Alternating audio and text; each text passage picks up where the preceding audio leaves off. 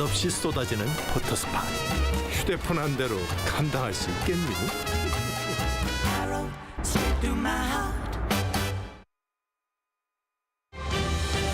Coming up on Arirang News.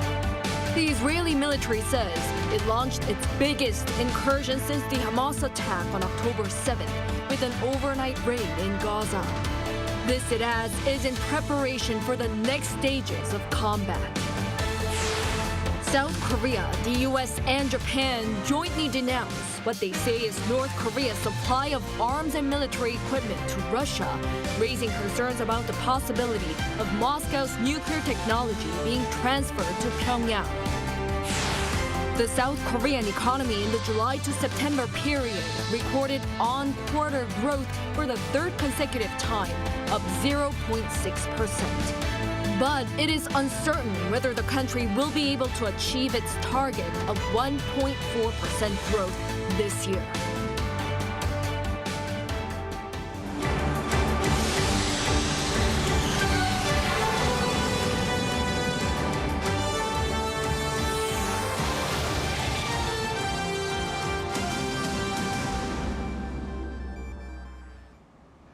Good evening. It's 9 p.m. here in Seoul. Thank you for joining us on Arirang News. We start with what the Israeli military says is its biggest incursion since Hamas' attack on Israel on October 7th. Overnight, the Israeli army conducted a relatively large ground raid inside Gaza, targeting Hamas positions, calling it a preparation for a ground invasion. Lee Si-hu leads us off.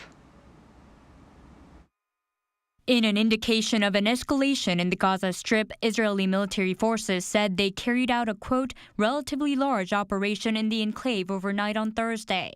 Israel's army radio described it as the biggest incursion of the current war. The military said the targeted raid was carried out in preparation for the next stages of combat. The strike follows Israeli Prime Minister Benjamin Netanyahu's comment on Wednesday that Israel was ready for a ground invasion. Simultaneously, we are preparing for a ground invasion. I will not elaborate on when, how, or how many. I will also not elaborate on the various calculations we are making. According to reports by the Wall Street Journal, Israel has agreed to a U.S. request to delay its expected ground invasion so that Washington could place air defenses in the region to protect U.S. troops as early as later this week. It also reported the U.S. is trying to get out as many of the 200-plus hostages taken by Hamas during its October 7 attack as possible before the invasion. U.S. President Joe Biden denied making such requests. No. What I have indicated to him is that if that's possible to get these folks out safely, that's what he should do. It's their decision. But I did not demand it. I pointed out to him, if it's real, it should be done. Meanwhile, on Thursday morning, fires and smoke plumes were seen rising in the border area between Israel and Lebanon. The source of the fires has not yet been verified. Israel has carried out intense strikes on Gaza after the Hamas attack on Israeli communities earlier this month that killed some 1,400 people. According to Gaza's health ministry, more than 6,500 Palestinians have been killed in the attacks as of Wednesday. Lee Si-hu, Arirang News. The top diplomats of Seoul, Washington, and Tokyo jointly denounced North Korea's alleged supply of arms and military equipment to Russia. They also raised concerns about the possibility of Moscow's nuclear technology being transferred to Pyongyang. Choi Min-jung reports. South Korea, the United States, and Japan's top diplomats have issued a joint statement condemning North Korea and Russia's arms transfers. In the statement released Thursday, Seoul's Foreign Minister Park Jin, U.S. Secretary of State Antony Blinken, and Japanese Foreign Minister Yoko Kamikawa strongly denounced Pyongyang's provision of military equipment and munitions to Moscow for use against Ukraine. Despite repeated warnings from the international community, Russia and North Korea have continued to pursue military cooperation, including arms transfers. The joint statement was adopted to show that South Korea, the US, and Japan take this issue seriously.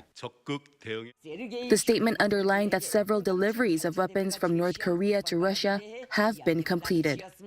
The US disclosed through a White House briefing in mid-October that a container departing from North Korea was moved to a Russian ammunition warehouse near a Ukrainian battlefield. The issue has been continuously tracked through cooperation between Seoul and Washington. The statement also underlined how Pyongyang is seeking assistance to advance its military capabilities in return for its support to Russia. This includes the potential for any transfer of nuclear or ballistic missile-related technology to the regime. Officials emphasize that arms transfers and technical cooperation related to the North's weapons of mass destruction, ballistic missiles, or conventional weapons programs would violate multiple UN Security Council resolutions, which contain restrictions that Russia itself voted for. The three countries urged Pyongyang and Moscow to abide by UNSC resolutions and immediately cease all activities that violate them. Last month's summit between Kim Jong-un and Vladimir Putin reinforced global concerns about a potential bilateral arms deal. Choi Min-jang, Arirang News. President Yoon Suk-yeol is now back in Seoul after his trip to Saudi Arabia and Qatar, becoming the first Korean leader to make official state visits to the two Gulf states. The 6-day trip not only included massive deals and investment pledges for infrastructure, automobiles, and smart farms, but also elevated the ties to a new level. Here's our Kim Do-yeon for a wrap-up of the visits. President Yoon Suk-yeol landed at Seoul Air Base on Thursday morning after his two-state visits to Saudi Arabia and Qatar. It is the first time that a South Korean president has visited either country for a state visit. The numbers show the weight of the 6-day trip. In Riyadh, 51 deals and memorandums of understanding worth $15.6 billion were signed. And in Qatar, around a dozen deals and MOUs were signed, adding up to $4.6 billion. The top office, tying this with the state visit to UAE earlier this year, dubbed this new era of cooperation as the Middle East 2.0. With this trip, a playing field of more than $70 billion has been made in the Middle East since Yoon's inauguration. To expand the market for the people and companies of South Korea for a more abundant future to come more quickly is the reason why President Yoon went to the region of hot deserts. As previously reported, some specific notable deals include the contract between the state-run Korean National Oil Corps and Saudi Arabia's state-run oil giant Saudi Aramco to create a joint crude oil reserve of 5.3 million barrels in the South Korean city of Ulsan. In Qatar, a $3.9 billion contract was made between South Korea's Hyundai Heavy Industries and Qatar state-owned petroleum company Qatar Energy for the construction of 17 LNG carriers. And other deals expanded into new sectors not normally associated with the Middle East. In fact, the majority of the deals came from new industries such as smart farms, AI, and electric vehicle production, as both Saudi Arabia and Qatar prepare for the post-oil economy with Saudi Vision 2030 and Qatar National Vision 2030. South Korea and Middle Eastern countries building ships and EVs together and drawing a map of new industries was hard to imagine in the past. These are big changes, and we rate this as a remarkable outcome. Another highlight of the trip was when President Yoon Suk-yeol arrived at Future Investment Initiative, personally driven to the event by Saudi Crown Prince Mohammed bin Salman. The surprise move included the Crown Prince telling President Yoon that next time they get in a car together, he hopes it is a Hyundai EV produced in Saudi Arabia, referring to the new Hyundai Kia EV plant to be made after a deal during Yoon's trip.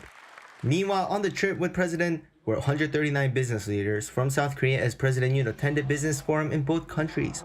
Also, as he does on overseas trips, Yoon took the time to meet college students, emphasizing bilateral people-to-people exchanges and motivating the young generation to contribute to global prosperity. Kim Do-yeon, Arirang News. The South Korean economy in the July to September period recorded on-quarter growth for the third consecutive time, up 0.6%. But it is uncertain whether the country will be able to achieve its target of 1.4% growth this year. Our correspondent Lee Soo-jin explains. South Korea's economy recorded a slight growth during the July to September period. Data from the Bank of Korea released on Thursday shows that the country's gross domestic product, a key indicator of economic growth, rose 0.6% on quarter during the third quarter of this year. This is the third consecutive quarter that the country has seen economic growth and the second straight quarter that the nation has seen an on-quarter economic growth of 0.6%. The central bank said the growth was mainly led by the increase in net exports as well as private spending, the two main drivers of South Korea's GDP. Net exports rose in the third quarter as total exports rose more sharply compared to total imports. Exports rose by 3.5% from the previous quarter thanks to recovery in shipments of semiconductors as well as machinery and equipment. Imports were up by 2.6% on the back of increased imports of petroleum products. Private spending rose by 0.3%, mostly driven by increased spending on food and accommodation. Government spending also increased by 0.1% as spending on social security benefits went up. Investment in construction grew by 2.2% on increased orders, but investment in facilities dropped by 2.7% due to sluggish demand for machinery. Despite the rise in both net exports and private spending, it remains uncertain whether the nation can reach the BOK's economic growth outlook due to global uncertainties. There are growing uncertainties regarding how the recent geopolitical risks arising from the Israel Hamas conflict and the continued interest rate hikes in the United States will impact our country. But the officials said that although the central bank previously said that South Korea's economy will have to grow around 0.7% in both the third and the fourth quarter to meet this year's outlook, this was simply a rough estimate and that it's still possible for the nation's economy to grow 1.4%. Lee Soo-jin, Arirang News. Korea's business sentiment index for October lost ground on month, with both manufacturing and non-manufacturing firms showing negative outlooks. According to the Bank of Korea, on this Thursday, the index stands at 70 this month, which is the lowest since February, despite a rebound in September amid a tangible retreat in consumer spending. The index measures business sentiment about market prospects, with the reading below 100, meaning pessimists outnumber optimists. The estimated earnings of South Korean auto giant Hyundai Motor Company for the July to September period this year have beat market expectations, recording an all-time high for the third quarter. The company announced on Thursday that its operating profit during the period is forecast to stand at 3.82 trillion won, or around $2.8 billion, soaring more than 146% on year. Also, Hyundai's operating profit from January to September this year nearly doubled compared to that of last year. Hyundai attributed the earnings surprise to an increase in sales of high-margin sport utility vehicles within the country, as well as solid overseas sales, particularly in North America, Europe, and India. SK hynix saw sales surging by 24% on quarter during the July to September period this year. Company officials on this Thursday linked the findings to strong sales of high-bandwidth memory semiconductor amid the growing AI industry. Sales of DRAM chips were also reportedly in the black for the first time this year, as the average selling price gained 10%. Despite the surge in sales, the company logged an operating loss of some $1.3 billion in the third quarter. Now, it's been almost 3 weeks since the Hamas attack on Israel sparked concern over rising economic uncertainty, especially in terms of volatility in energy prices and rising inflationary pressure. Our business correspondent Shin explains the economic impact of scenarios that could play out in the Middle East. Since the beginning of the Israel-Hamas conflict, all eyes have been on global oil prices, which can push up inflation both at home and abroad. Global oil prices jumped more than 4% on the third day of the Israel-Hamas conflict, which was the biggest one-day gain since April 3rd. However, even though oil prices rebounded as of Wednesday after prices fell on Tuesday for the third straight session, fluctuations have been less significant for the past few days. This came amid diplomatic efforts from a number of countries to release hostages. Also, Israel has not yet launched a ground invasion due to international pressure, alleviating concerns about disruptions in oil supply. But it's too early to predict the actual economic impact, as it's uncertain how the conflict will unfold. Bloomberg Economics estimates that if the conflict extends to a war between Israel and Iran, it could push oil prices to $150 a barrel and drop global growth to 1.7%. This is because of Iran's proximity to the Strait of Hormuz, a vital oil trading route. If Iran disrupts oil tankers passing through the Strait of Hormuz or even blocks the strait, it could significantly impact global oil prices. This is because about 30% of the volume of the world's total oil consumption passes through that route. Meanwhile, unlike the Ukraine war, in the case of the Israel-Palestine conflict, the region's contribution to global raw material production is not substantial. According to a report from the Korea International Trade Association, Israel and Palestine each account for less than 0.4% of South Korea's overall trade, meaning the effect is expected to be insignificant. However, the author of the report said it's necessary to diversify the supply chain of certain items. South Korea heavily depends on Israel for key items including bromine and airborne radar for aircraft. With an import dependency exceeding 90% for these items, a prolonged Israel-Hamas conflict could pose challenges for South Korea. Therefore, it is crucial to diversify the supply chain to secure alternative suppliers. He added that a prolonged war could potentially disrupt the supply chains in these advanced industries, as Israel is a hub for this sector, where there are R&D centers and sales offices of South Korean firms like Samsung and SK hynix. 신나영, Arirang News.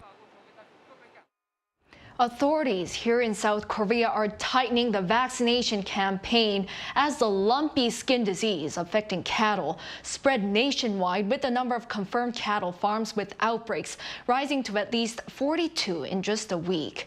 Our Yoon went to one of the farms to check out on-site disease prevention efforts. Viral lumpy skin disease is spreading in South Korea, with the number of farms found to have confirmed cases on the rise. The outbreak was first discovered in Chungcheongnam-do province on October 20th, and since then more at other farms in the province as well as in neighboring Chungcheongbuk-do province, Gyeonggi-do, Jeollabuk-do, and Gangwon-do provinces, and Incheon. This has led to the culling of over 2,000 cattle. As part of the response, authorities have announced the introduction of an additional 4 million doses of the vaccine by the end of this month, and that all cattle in the country will be vaccinated by early November. The Central Disaster Management Headquarters is currently carrying out vaccinations, focusing on farms close to where outbreaks occurred, using the 540,000 doses of pre-secured vaccine. This farm in Gyeonggi-do province is vaccinating all 104 cattle in its herd. The vaccination of all cattle on the farm has been completed according to the government's manual, and we are keeping strict vehicle control measures to prevent the spread of the disease. Also, I'm trying my best to control parasites, since the virus is transmitted by blood-sucking insects. When feeding the animals in the morning and evening, I am spending more time observing the cattle to check for symptoms. Local governments are actively promoting disease preventive measures, including the operation of disinfection facilities, as well as pest control measures, as lumpy skin disease is transmitted by blood-feeding insects. The mortality rate is under 10%, and symptoms include skin nodules and lower milk production. While the disease does not pose a threat to humans in any way, farm owners are concerned. I believe that it is most important for individual farm owners to pay careful attention to prevent the disease from spreading. I am seriously concerned about the lumpy skin disease spreading to my farm and leading to a culling of all the cattle. The Central Disaster Management Headquarters has placed restrictions on the movement of cattle on farms in regions neighboring areas where lumpy skin disease has been found until vaccination is complete. Authorities say, considering the period required for antibodies to form, the next 3 weeks are crucial. Yoon, Arirang News. The Tokyo Electric Power Company said on Thursday that it'll begin its third round of radioactive wastewater release from its devastated Fukushima nuclear power plant on November 2nd. Japan's Kyodo News reported that, like the previous rounds, some 7,800 cubic meters of wastewater will be released into the Pacific Ocean for a period lasting around 17 days. That is, if the tritium concentration meets the standards for release. TEPCO began the first round of discharge in August. It plans to release a total of 31,200 cubic meters by March next year. The U.S. House of Representatives elected Republican Mike Johnson as its Speaker on Wednesday, ending 3 weeks of a leadership vacuum that came after the historic ouster of former Speaker Kevin McCarthy. Third-term Congressman Johnson was elected in a 220 to 209 vote following intense internal wrangling over who should grab the gavel. The new speaker is tasked with a host of legislative tasks, including handling President Joe Biden's request for support for Israel and Ukraine, as well as federal spending bills whose passage is needed to prevent a government shutdown next month. Johnson is vocal supporter of former President Donald Trump with little leadership experience and a social conservative who has been against same-sex marriage and abortion. U.S. lawmakers are seeking to designate November 22nd as Kimchi Day. According to the Museum of Korean American Heritage on Wednesday, the House Committee on Oversight and Accountability will submit a resolution to this end in December. The move is being led by Korean American Republican Representative Young Kim, with support from more than a dozen lawmakers. The resolution comes as Seoul and Washington celebrate the 70th anniversary of their alliance this year, which also marks the 120th anniversary of the first Korean immigrants to arrive in the U.S. The resolution claims that kimchi has been widely acknowledged as a healthy dish with growing popularity in the U.S. as well. Now, here in Seoul, a seasonal tour returns to offer visitors the chance to indulge in a serene evening glimpse of Korea's first Western-style imperial palace. Our Shin Se-byuk was there. When the day fades into darkness, Seokjujeon Hall illuminates Seoul's night. Located in Deoksugung Palace in central Seoul, Seokjujeon Hall, completed in 1910, as Korea's first Western-style imperial palace. As its literal name, a hall made of stone, suggests, Seokjujeon Hall is constructed entirely out of granite and bricks instead of the traditional wood and mud. On autumn nights, a unique tour of this historic building unfolds. The regular seasonal tour, dubbed Night at Seokjujeon, takes visitors on a journey back in time. Guided by hosts in traditional Joseon Dynasty attire and accompanied by insightful narrators, visitors explore 9 spaces. Stepping into Seokjujeon's central lobby, you're greeted by authentic furnishing and decor.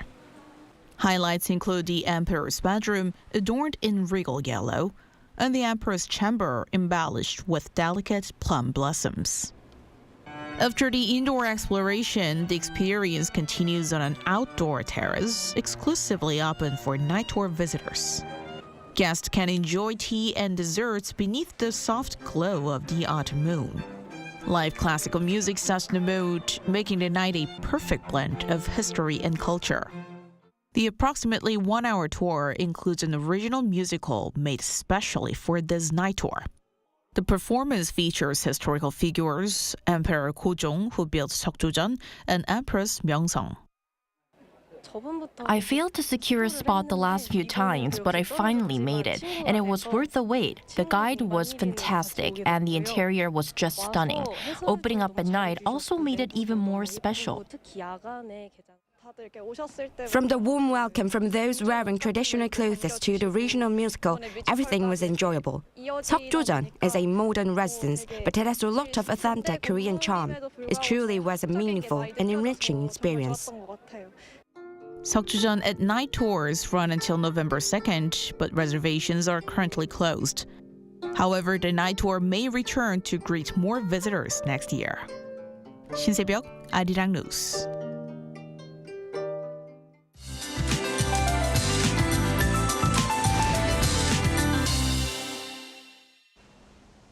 Most inland regions will see major drops in morning temperatures tomorrow. For Seoul, lows will plummet to 8 degrees Celsius, which is about the seasonal average. Wide temperature gaps of more than 10 degrees are expected, so make sure to dress in layers. Some lingering showers are in store until the morning hours. The Seoul metropolitan area and Gangwon-do province will see 5 to 40 millimeters. The surrounding regions, including Chungcheong-do province, will see around 5 to 20. Fine dust concentrations will soar after the rain. This will be the first influx of fine dust for this fall season. For central regions and Jeollado province, fine dust levels will stand in the bad category. Tomorrow, Seoul will start up at 8 degrees, Gwangju and Chuncheon at 11. As for the daily highs, Seoul will get up to 19 degrees, Daejeon and Gwangju 18, Busan will be topping out at 21 degrees. Temperatures will hover around the seasonal average for the next few days. It's all for now, and to the weather conditions around the world.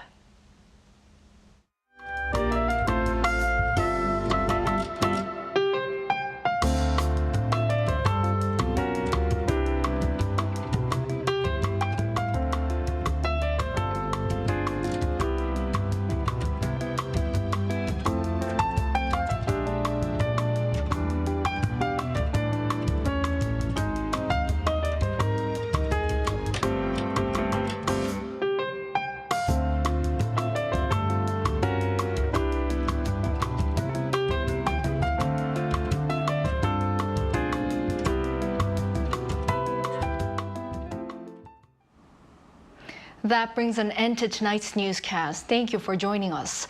We'll be back tomorrow with the latest news. Good night.